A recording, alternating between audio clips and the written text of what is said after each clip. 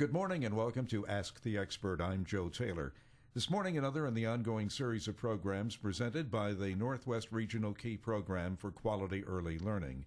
The program, through the Northwest Institute of Research, oversees a grant from the Office of Child Development and Early Learning at the Pennsylvania Department of Human Services and the Department of Education. The goal of the program is to improve the outcomes for young children as they prepare for school. John Poza from the Pennsylvania Key is the host of the program and is with us throughout the series. Well, good morning, John, and who do we have on the line this morning?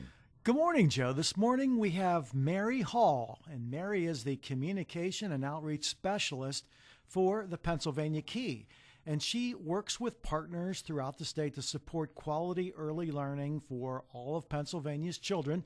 She has also overseen the development of the popular Learning is Everywhere calendar, the Learning is Everywhere growth chart, Be Your Child's Champion workbook, and she provides a lot of support for the PA Promise for Children website. So welcome to the program, Mary. Well, thank you, John. It's great to be here. It's great to have you. And Mary and I have worked together for quite some time, and as she does some phenomenal work for the Pennsylvania Key. And Mary, kind of, if you would, in a nutshell, just do a little bit of an overview of what your role is with the PA Key.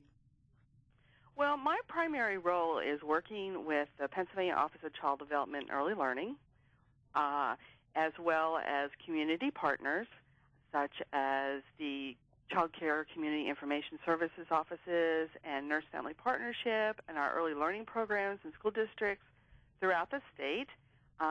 And really provide information to families so that they can use to be their child's primary learner, or primary teacher, rather, and really support their child's role in education.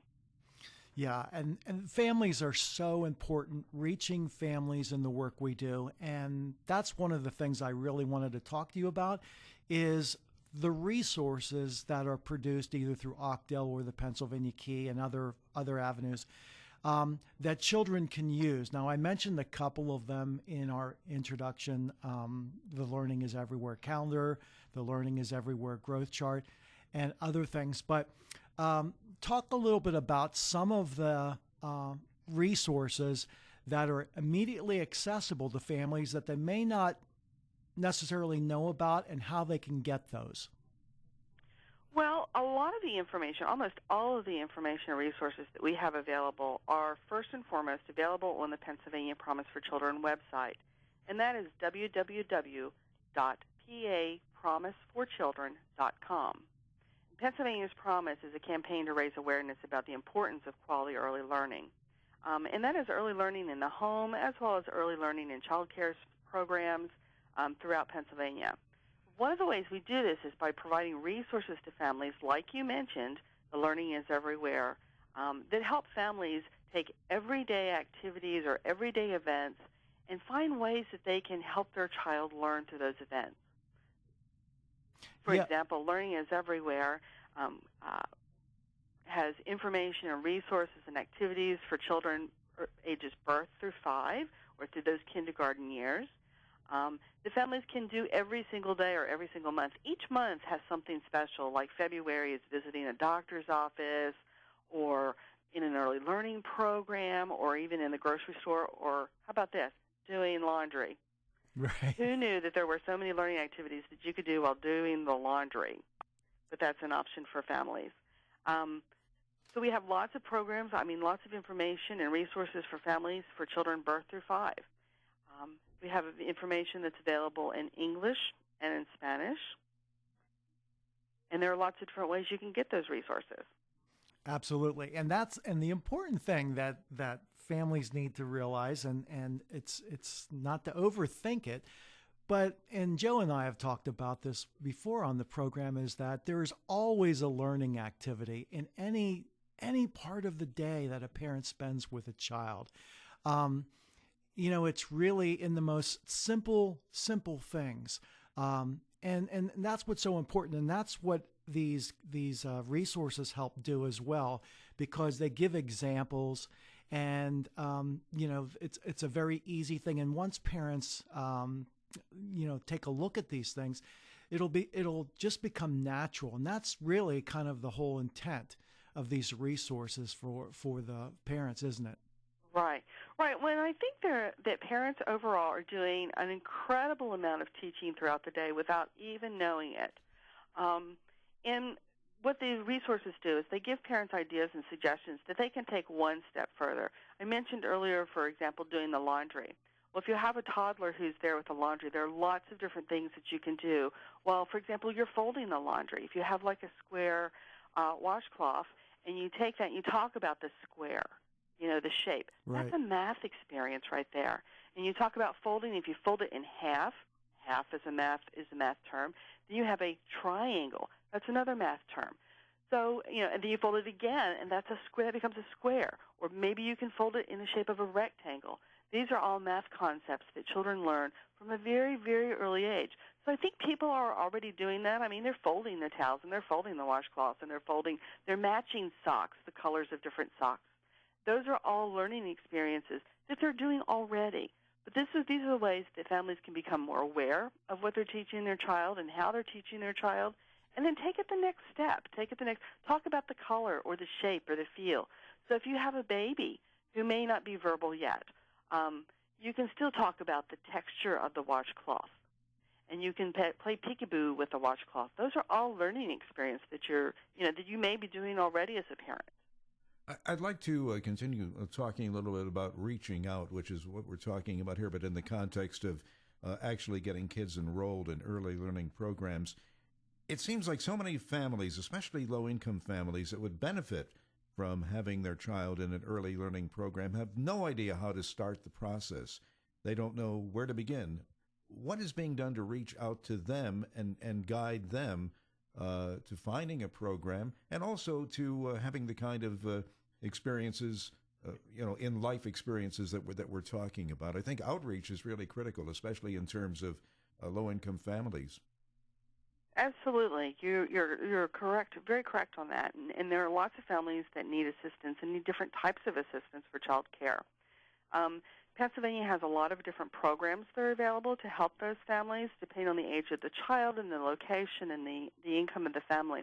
One of the very first places to start when you're looking for early learning, you're looking for an early learning program, is Pennsylvania has the findchildcare.pa.gov website. And there, families can search for an early learning program. They can find one that's in their neighborhood or what's in their area. They can search for Keystone STARS providers if they'd like to find a STARS provider. They can also search for programs and apply for Child Care Works, which is a program that assists working families, with finding and subsidized child care, which means they can find help for that. Depending on the age of their child, they may qualify for Head Start or Early Head Start or even pre-K counts. So those are some options that families have for finding quality programs for their child. Right, and those quality programs, as you said, you can search by geographic region, you can search by ages of the children that they care for. It'll give a review. It'll give all sorts of information on the facility, and it's just a wonderful resource. Right. I was going to say they can also visit their local Child Care Information Service, or CCIS office. Right. And each of those offices have staff that are available to help families really identify what their needs are as far as child care, and then help them locate a program that would work for them. Right. One of the other resources, Mary, that I mentioned in our intro is the Be Your Child's Champion. And I know you had done a professional development for instructors who actually would do this training, and it was first developed as a workbook, and then it turned into a training. Tell us a little bit about the workbook itself and some of the information in there that would be helpful to families. Well, Be Your Child's Champion. I was actually I co-authored this with another peer of mine, Sarah Holland, who works at the Office of Child Development and Early Learning. And this actually resulted in a conversation that we had years ago.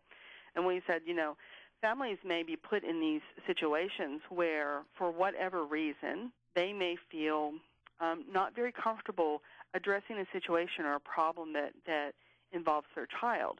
It may be with a child's teacher or another family member or even a principal or a physician. So sometimes there are these situations that occur with our children that we may have questions or concerns but aren't quite sure how to approach that and what to say and how to say that. And then even if we have a conversation, we may not be really sure as to, okay, well, what do we do next? So Sarah and I put our heads together, and we talked with families, and we designed a workbook that's called Be Your Child's Champion. And what it does is it helps families through 4 parts of communicating on behalf of their child. Before you engage in a conversation, you really need to gather your thoughts. So there's a section called My Thoughts, and it can help families identify and organize and prepare your thoughts before you even begin that conversation. Right. So that when you do enter that conversation, you have information and you're prepared and you're ready. The next step is our conversation. So this guides the family through helpful phrases that they can use during a conversation to really guide this conversation around their concerns or their questions. Of course, once you have the conversation, it really doesn't end there. The next thing you need to think about are your reflections. And the section, My Reflections and Be Your Child's Champion, can help families determine how they feel the conversation went, as well as any questions or concerns they have that still remain after the conversation. And then the final one is Next Steps. And that really helps outline what needs to be done and who needs to do that. Sometimes after a result of a conversation, families need to do something. The person that they engaged in that conversation with may need to do something. Sometimes it's just finished, and sometimes it's resolved through that conversation. But what this does is it gives families helpful phrases and really kind of steers them through each part of that conversation. It also gives a scenario, so you can take a look at how somebody also did this. For example, in Be Your Child's Champion, you meet John, who has a daughter who is in child care, and she is having a challenge in one of her classrooms. And John has to have this conversation with this teacher, and he's not quite sure how to go about doing that. So you get to see how John handles the situation using the 4 processes in Be Your Child's Champion. That's fantastic. We're talking with Mary Hall, who is the Communication and Outreach Specialist for the Pennsylvania Key. And we've been talking about Be Your Child's Champion, the workbook. Mary, how can parents get that workbook again? You may want to tell them.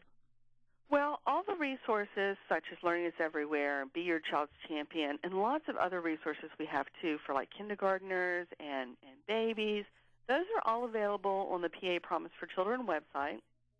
That's www.papromiseforchildren.com. And they can go on there and they can look at the resources online. They can print copies, so they can print maybe one page or they can print the whole document. And there's also a link there that they can click that they can order copies.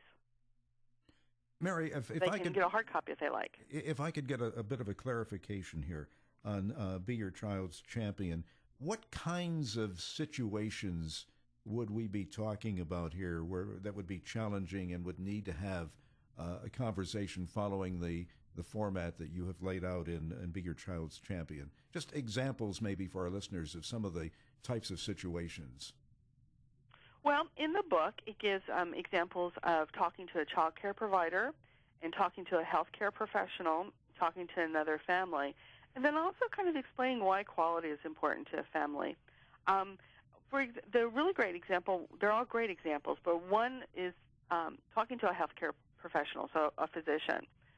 Sometimes families may be challenged when talking to a physician. There may be language that is used by the doctor or the nurse that the families may not understand.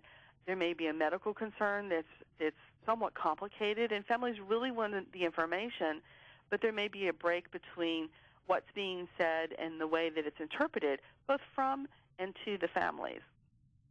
So that's an example, one example. And this, you can use Be Your Child's Champion, the prompts that are in that and the processes that are in that to really walk through any type of difficult conversation.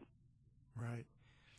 And I want to bring up another resource that's very, very valuable, Mary, and it's called the Early Learning GPS. And we call it GPS. Most people, recognize GPS as a navigational tool, which this would be. However, it stands for Guiding Parents Smoothly. Tell our listeners a little bit about the Early Learning GPS and what it's all about.